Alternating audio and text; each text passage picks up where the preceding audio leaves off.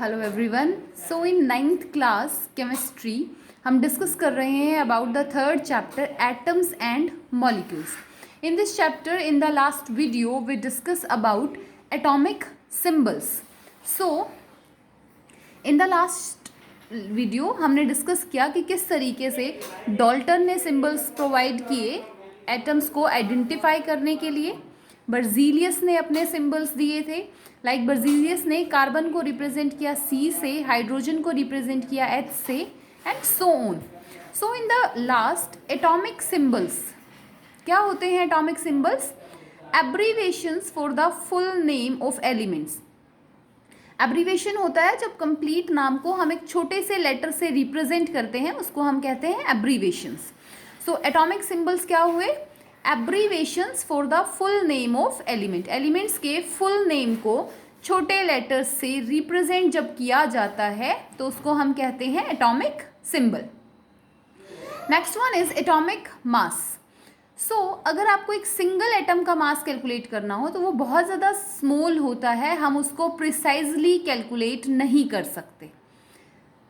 Single atom का मास बहुत ज़्यादा कम होता है और हम उसको एक्यूरेटली मेज़र नहीं कर सकते। इसी वजह से IUPAC ने 1961 में एक रेफरेंस कंपाउंड दिया कार्बन 612 और कहा गया कि इस रेफरेंस कंपाउंड के अकॉर्डिंग अब हम दूसरे एटम्स का मास कैलकुलेट करेंगे। IUPAC is international union of pure and applied chemistry.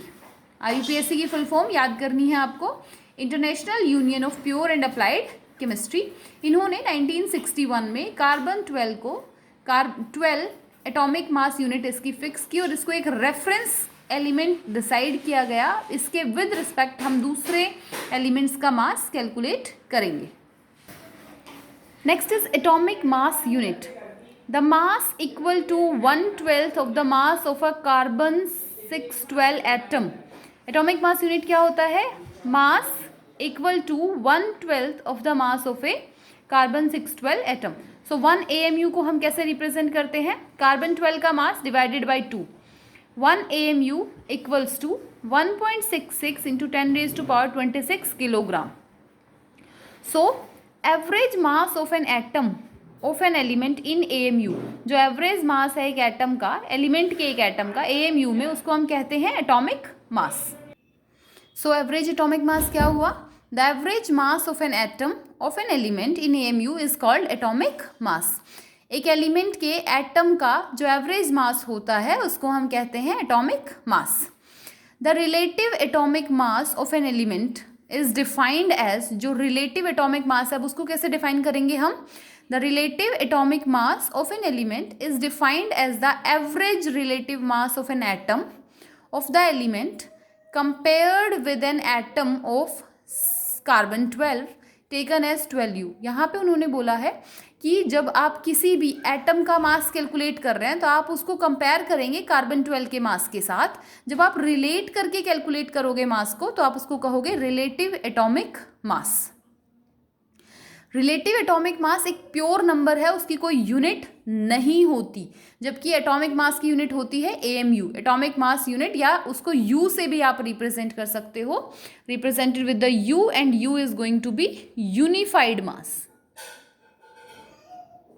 U से हम रिप्रेजेंट करते हैं यूनिफाइड मास को।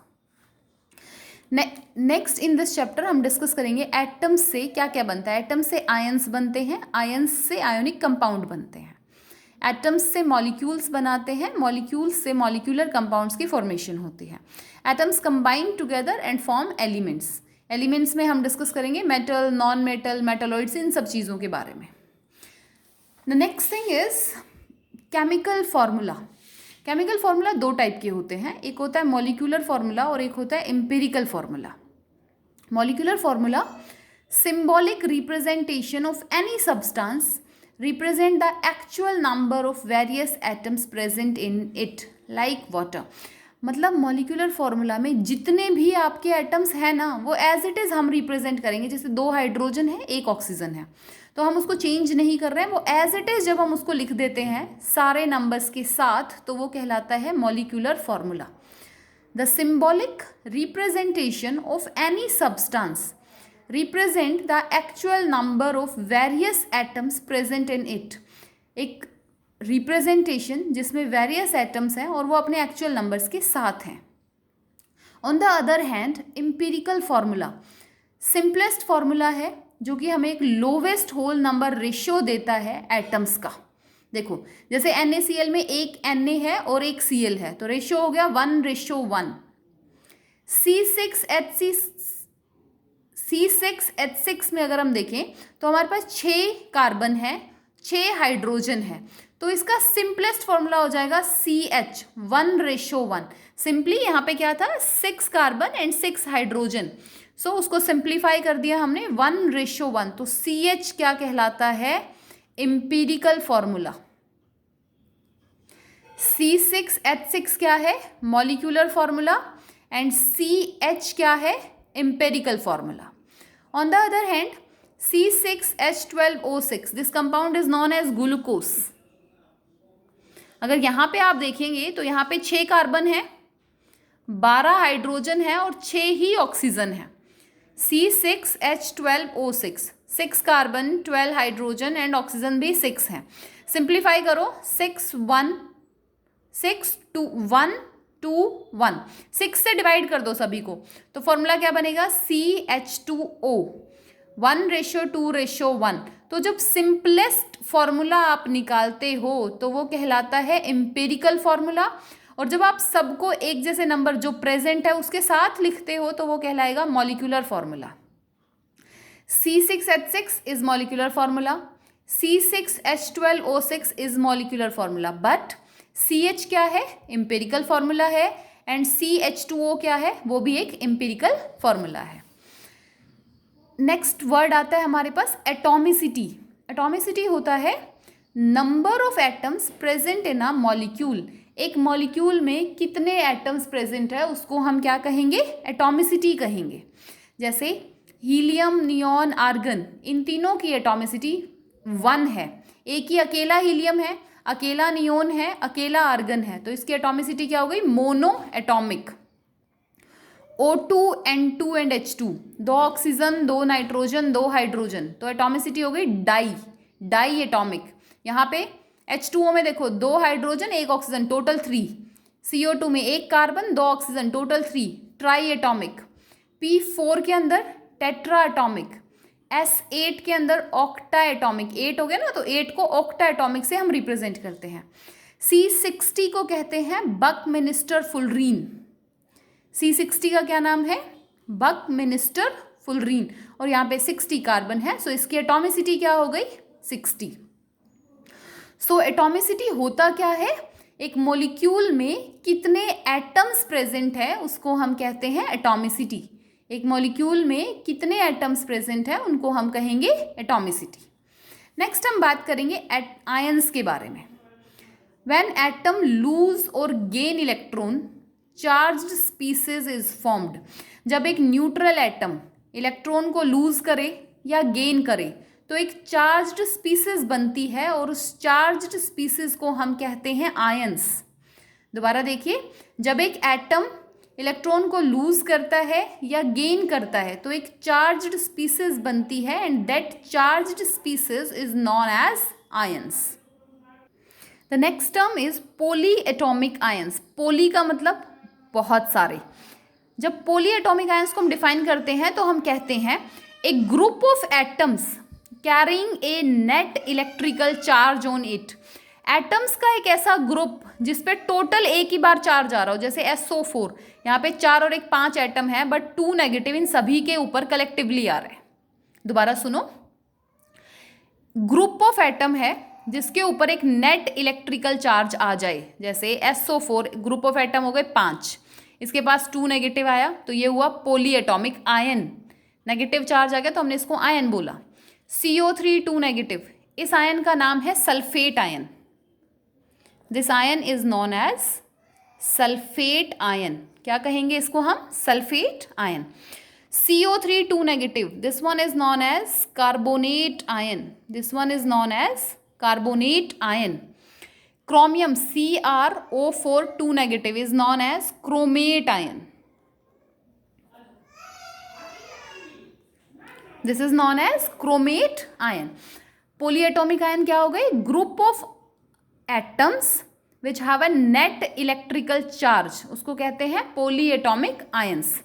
ये जो आयंस होते हैं ये दो टाइप्स के हैं, केटायन और अनायन.